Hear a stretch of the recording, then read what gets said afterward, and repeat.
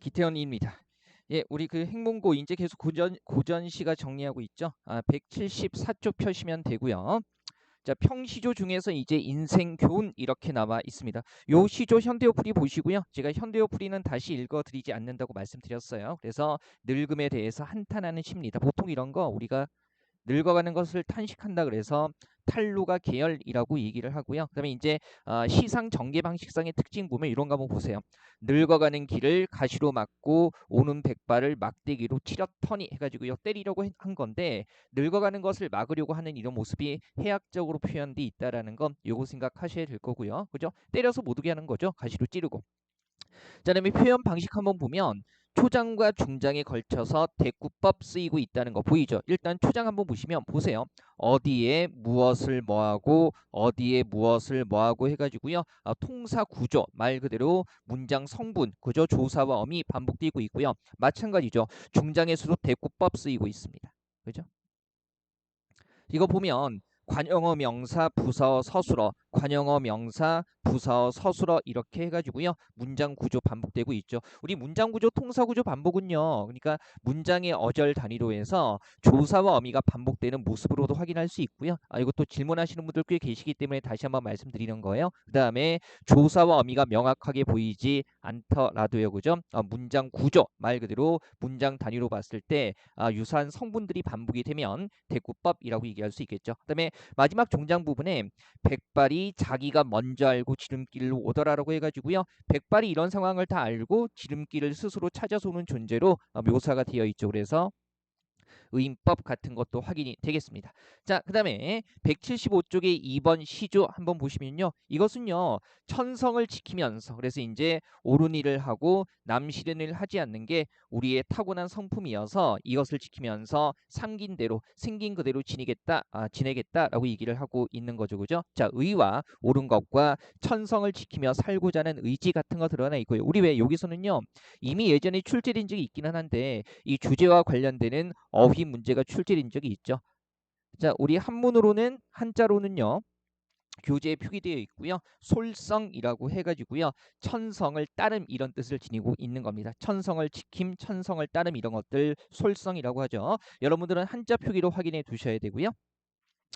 3번 시조 같은 경우에 이거 한번 보면 뭐 이화 이런 거 그죠? 월백해서 이제 봄 그리고 밤이라는 거 알 수가 있을 거고요. 봄밤에 느끼는 애상감이라는 거. 애상감이라는 건 슬픈 마음 얘기하는 거죠. 이 애상감이 어디에서 드러나냐면 보세요. 삼경이라는 시간 자체가 이제 요즘으로 따지면 밤 11시에서 1시까지 정도가 되는 건데요. 그죠? 이 걱정이나 근심 때문에 잠물 이루는 시간으로 흔히 고전에서 나오는 거고요. 그다음에 이런 거 보세요. 자규라는 게 소적세인데 소적세는 언제나 한과 서름 얘는 거의 고정적이죠. 현대시에서조차 다른 의미로 쓰인 적이 없습니다. 그래서 이런 소재들에서 애상감 끌어낼 수 있을 거고요. 그 다음에 이제 표현 방식 보면 초장에 백꽃의 달빛이 희고 은하수가 흐르는 삼경 그죠? 늦은 밤 얘기하는 거고요. 여기에서 시각적인 이미지. 그 다음에 소적세라는 데서 어떤 이미지죠? 청각적인 이미지. 항상 이런 것들은 효과까지 생각할 수 있어야 되죠. 그래서 시각, 청각 이미지를 통해서 봄밤의 애상감을 항상 이런 효과 뭐하고 연결되죠? 구체화하고 있다. 그 다음에 형상화하고 있다. 이런 것들과 연결이 되는 거죠. 자, 그다음에 다음 한번 볼게요. 자, 176쪽입니다. 4번 시조고요.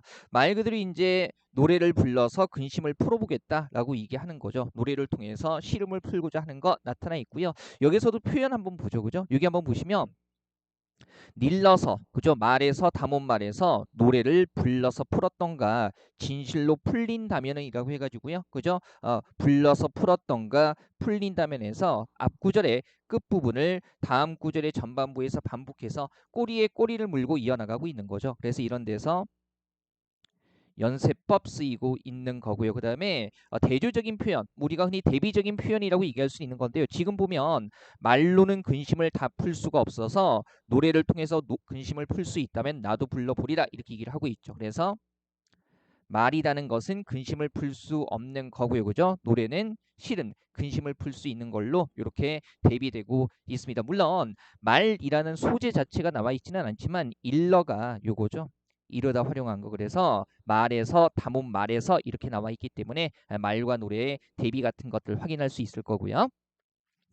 자, 그다음에 177쪽에 5번 한번 보시면요. 그죠? 말 그대로 이제 윗사람에 대한 아랫사람의 도리 같은 것을 통해서 임금에 대한 충성심 이런 것들 얘기하고 있는 거죠. 여기서 종이라는 것은 말 그대로 종, 그다음에 신하 뜻한다고 볼 수 있을 거고요. 시에서 확인해야 돼요. 그다음에 한 것이라는 것은 단어 자체는 상전이라는 뜻인데요. 말 그대로 임금이라고 얘기할 수 있습니다. 그래서 벌과 개미들이 이 뜻을, 그죠? 이 임금과 신하를 만든 뜻을 먼저 안다라는 것은, 우리 왜 벌이나 개미라는 것 자체가, 그죠? 여왕벌 그리고 여왕 개미를 위해서 온 생애를 다 바치잖아요. 한마디로 해서 벌과 개미의 생애에서 충이라는 거 끌어낼 수 있는 거고요. 그다음에 우리도 이 벌과 개미처럼 한 마음에 두 뜻 없이 속이지나 말자라는 거, 다른 마음, 임금에 대한 다른 마음 품지 말자는 거죠. 자, 얘는요 주제를 어휘로 정리할 필요가 있는데요. 흔히 우리가 충효열과 관련되는 것들은요, 삼강오륜의 용어들과 관련 지을 수 있죠. 그래서 충과 관련되는 거. 늘 말씀드리지만 이런 것들은 한자 표기 자체를 읽을 수 있어야 돼요. 그래서 군이 신강, 그 다음에 군신유의, 그리고 우리 충성심 그랬을 때 흔히 쓰는 단어, 그죠? 일편단심 이런 것도 떠올리실 수 있을 거고요. 자, 그다음에 6번으로 한번 가보죠, 그죠? 자, 이거 같은 경우는요, 형제 간의 우애, 그다음에 형제에 대한 그리움 같은 거 얘기하고 있는 거고요. 여기서 살짝 말씀드리면 여기 동기라는 것은 대학 동기가 아니라 형제 자매 간을 이야기를 하는 거죠. 그래서 이런 것도 어휘 정리할 수 있으면 돼요. 형제 간에는, 그죠? 사랑과 우애가 있어야 한다 해서 형제 유애 이런 걸로 정리할 수가 있고요. 7번 한번 가보죠. 이것도 너무나도 유명한 시조입니다. 시험에도 자주 나왔던 거고요. 그래서 부모에 대한 그리움과 효심 이런 것들 내용 확인하시고요. 특히 이제 이 시조의 중장 부분에서요, 근간에 나왔던 부분이기도 하죠. 그래서 회귤고사, 효와 관련되는 거죠. 육적 회귤의 고사가 인용돼 있다라는 거 요거 알아두시고, 그래서 육적이 품어갔다던 유자는 아니더라도 나도 이 조은감, 붉은감, 홍시를 품어가서 부모님 드림직도 하지만은 부모님이 안 계셔서 그로 인해서 서러워하는 거죠. 그리고 이 시조 같은 주제, 이 시조의 주제와 관련한 어휘도 떠올릴 수 있어야 돼요. 그래서 효도하지 못한 자식의 뒤늦은 탄식이라고 해가지고요. 풍수지탄, 그 다음에 같은 의미죠. 풍목지비 이런 것들 떠올릴 수 있어야 하고요. 요거 두 포인트 중심으로 보시면 되겠습니다. 자, 그 다음에 8번 시조 한번 가보죠. 말 그대로 이제 효, 까마귀를 통해서 까마귀를 본받을 존재라고 얘기하면서 효를 강조하면서 실천을 권고하고 있는 겁니다. 여기 나오는 반포본이라는 것 자체가, 그죠? 새끼 까마귀가 자란 다음에 어미 까마귀에게 먹이를 물어다 주는 모습에서 나온 거고요. 자식이 부모가 길러준 은혜에 보답하는 것, 이거 얘기를 하는 거죠. 근데 사람은 저새 까마귀만도 못한 것을 못내 슬퍼한다라고 해가지고요, 사람을 비판하면서 효를 강조하고 실천을 권고하고 있는 겁니다. 표현 면에서 보면 대조적인 소재 확인되죠, 그죠? 까마귀는 효도하는 존재, 그 다음에 사람은 까마귀만큼도 못한, 그죠? 효도하지 못하는 존재 이렇게 나와 있고요. 이거 주제 자체가 효와 관련돼 있기 때문에 역시 삼강오륜의 용어들하고 연결 지을 수 있어야겠습니다. 그래서 부의자강, 자식이 부모를 위하는 것이 마땅하다 이런 뜻이죠. 그 다음에 부자유친, 이게 다 삼강오륜에서 효와 관련되는 것들이고요. 자, 그 다음에 9번 한번 가보죠. 한번 보시면요, 이건 말 그대로 이제 잘못된 정치 현실에 대한 비판과 풍자, 자기가 웃는 것이 어처구니가 없어서 흐느끼다가 헛웃음이 나오는 건데 속도 모르고 따라 웃는 사람들 입 찢어지겠다라고 비판하고 풍자하고 있는 겁니다. 그죠? 일단 주제 확인해 보시고요. 시적 하자 보면 상당히 냉소적인 어조, 그죠? 나와 있다라는 거. 번님네 따라 웃지 말고요, 그렇게 따라 웃다가 악이, 그죠? 이 비속어죠. 입 찢어지겠다라고 해가지고요, 냉소적인 어조 나와 있습니다. 내가 좋아서 웃는 게 아닌데 그것도 모르고 따라 웃는 사람들을, 그죠? 냉소하고 있는 거고요. 그 다음에 화자와 번님내의 상황을 대조적으로 제시하고 있다는 것도 표현상 보일 겁니다. 일단 시적 화자가 웃는 것은요, 어처구니가 없어서 흐느끼다가 그저 헛웃음이 나온 건데 번님들은 그것도 모르고 좋아서 웃는 줄 알고 따라 운다는 거죠. 그래서 시적 화자와 그 다음에 번림내 상황이 역시 대조되고 있다는 거 생각하시면 되겠습니다. 자, 그 다음에 181쪽부터 보면요. 사설시조 조금 나오고 있죠. 서민들의 진솔한 정서 이렇게 해서 나와 있고요. 일단 요거 내용 한번 확인해 보면 사랑하는 님을 향한 기다림 같은 거 나와 있고요. 그 다음에 요거 보세요. 개가 얄밉다고 얘기를 하면서 내가 미워하는 님이 오면은 반기고 그 다음에 고운님 내가 사랑하는 님이 오면은 이 개가 짖어서 돌아가게 한다는 거죠. 그래서 개 때문에 내가 사랑하는 님이 오지 않는다라고 생각하고 있어요. 그래서 님을 직접적으로 원망하는 것이 아니고요. 님에 대한 원망을 개에게 전가하고 있다라는 거 이런 특징들 확인하시면 되겠습니다. 2번 시조 같은 경우는요. 그죠? 한숨을 막으려고 하는데 쉽지가 않더라라고 얘기를 하고 있는 거예요. 그래서 삶의 시름과 답답함에서 벗어나고 싶은 마음 이렇게 나와 있고요. 그죠? 그다음에 한번 보세요. 이거 한번 보면 너 어느 틈으로 들어오느냐 너 어느 틈으로 들어오느냐 그래서 너 온 날이면 잠 못 들어 한다라고 해가지고 일단 막을 수 없는 근심을 그죠? 창을 단단하게 막아서라도 막고 싶은 마음 같은 게 나타나 있습니다. 그죠? 그래서 이런 데서 뭐가 나타나죠? 예. 발상 자체가 재밌잖아요. 그래서 해악성 같은 특성 이런 것들 확인하시면 될 거고요. 자, 그 다음에 3번 한번 보시면요. 3번 한번 보시면 이것도 이제 맥락은 비슷하죠. 그죠? 그래서 가슴에 창을 내서 답답함에서 벗어나고 싶다라고 얘기하고 있는 거고 역시 일단 창문이라도 만들어서 가슴을 시원하게 만들고 싶다. 근심을 해소하고 싶다고 얘기하는 표현 자체가 재밌는 부분이기도 하죠. 그래서 요거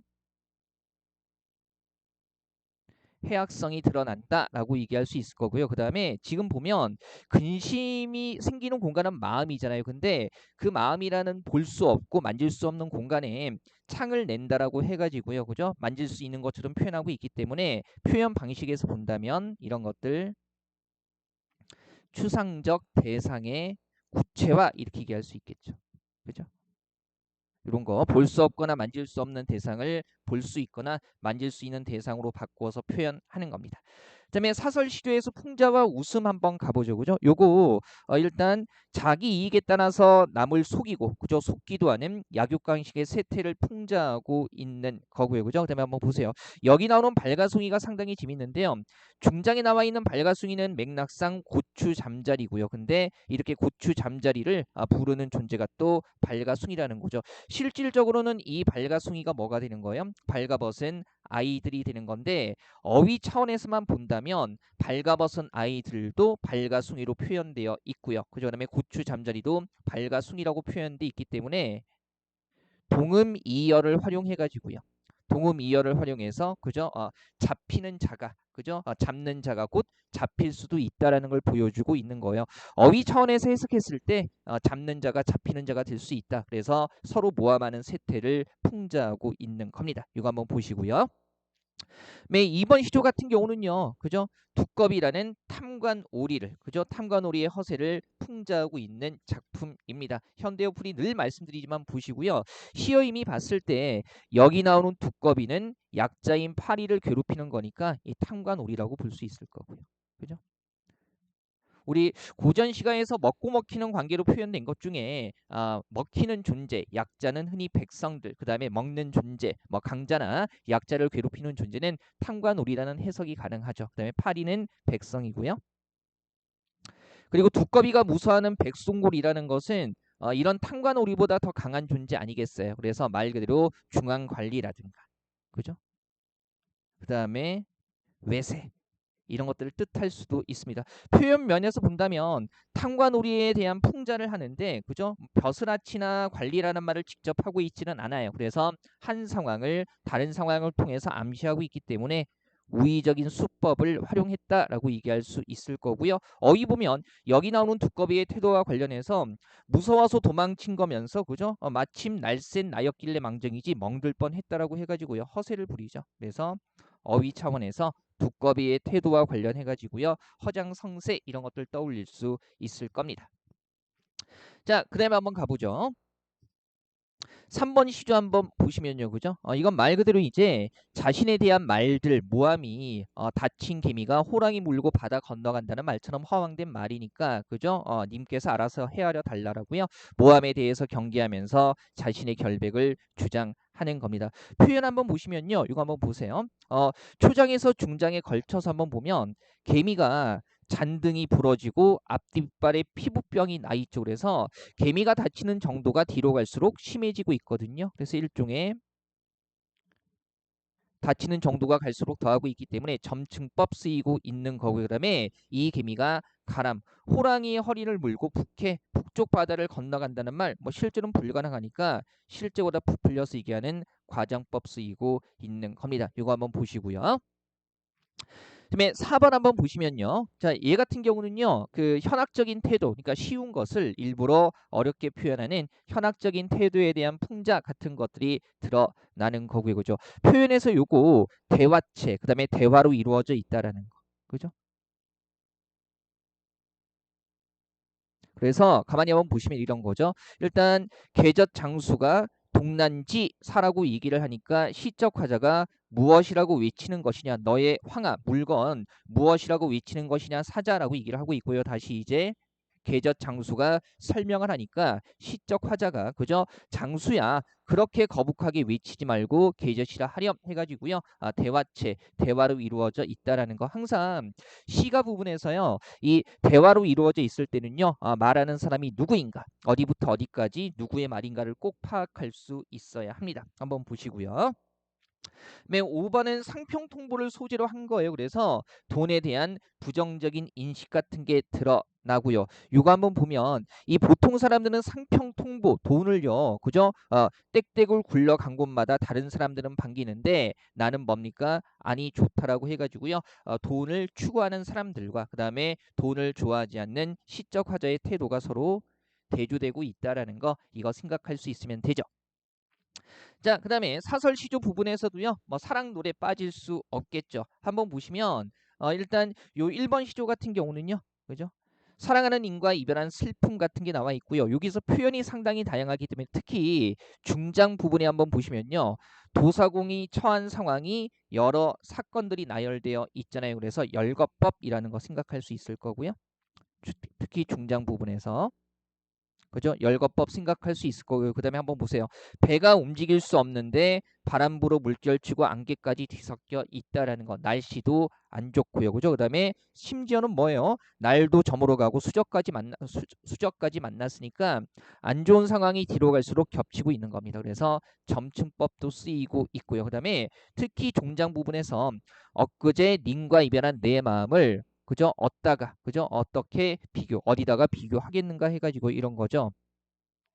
매개 쫓기는 가토리보다 도사공보다 그죠? 그다음에 시적 화자가 더 절박하다라고 얘기하고 있어요. 다 절박한데 내가 가장 절박하다라는 거니까 비교법 쓰이고 있는 거고요. 공통적인 속성이 유사한 속성이 한쪽에서 더 강하게 드러난다라는 식으로 표현하는 걸 우리가 비교법이라고 얘기를 하죠. 그리고 실제로 보면 사실은 사랑하는 사람과 이별했다고 죽지는 않아요. 그래서 자신은 죽을 위기에 놓이지도 않았는데 내가 가장 절박하다라고 그죠? 실제보다 부풀려서 얘기하고 있기 때문에 과장법 쓰이고 있는 거죠. 이렇게 표현 방식이 다양한 시조들은요. 출제진 입장에서 굉장히 문제 만들기가 쉬워요. 그래서 알아두시고요. 열거, 점층, 비교, 과장 확인해 두시면 되죠. 자, 그다음에 2번 시조 한번 보시면 그죠? 님 기다리다가 나무 껍질 벗긴 거 보고 착각해서 달려가는 모습 나와 있습니다. 그래서 님을 향한 그리움과 기다림 이렇게 얘기할 수 있을 거고 특히 이제 중장 부분에서 미친 듯이 달려갔는데 가까이 가서 봤더니 작년 7월 사흔날에 껍질 벗긴 주출이 삼나무를 보고 님이라고 착각한 거잖아요. 그래서 표현 자체가 재밌죠. 그죠? 해학적인 분위기 같은 거 끌어낼 수 있으면 되겠습니다. 어렵지는 않아요. 사설 시조는 내용이나 표현이 많이 어렵지는 않습니다. 그다음에 3번 시조 같은 경우는요. 그죠? 가을밤에 독수 공방하는 여인의 외로움 같은 게 나와 있는 거고요. 그다음에 여기 보면 이 귀뚜라미가 슬픈 소리로 우는데 귀뚜라미 소리가 정말 슬픈지 알 수는 없겠죠. 그래서 님 없이 혼자 있는 시적 화자의 마음이 슬픈 것이기 때문에 표현 면에서 본다면 여기 나오는 깃돌이는 감정이입의 대상, 즉 정서적 등가물이라고 얘기할 수 있는 거죠. 물론 이제 모든 정서적 등가물은 객관적 상관물이 될 수도 있고요. 그다음에 이런 거 보세요. 안 그래도 잠이 안 오는데 귀뚜라미의 슬픈 울음소리 때문에 그죠? 잠을 깨는 상황에서 잠을 살뜰히도 깨우는구나, 잘도 깨우는구나라고 해가지고요, 그죠? 반대로 얘기하고 있으니까 요거 반어법 쓰이고 있는 거고요. 그다음에 귀뚜라미가 내 뜻 알 사람이라고 표현돼 있기 때문에 그죠? 비슷한 처지에서 치근함을 느끼는 동병상련이라는 어휘 같은 것도 생각해 볼 수 있을 겁니다. 물론 귀뚜라미가 너로 의인화되어 있기도 하죠. 이런 것들 가볍게 보시고요. 자, 이렇게 해서 이제 사슬시조까지 쭉 봤고요. 15강은 요 정도에서 정리하고요. 다음 강좌에서 연시조 계열들 쭉 정돈해 보겠습니다.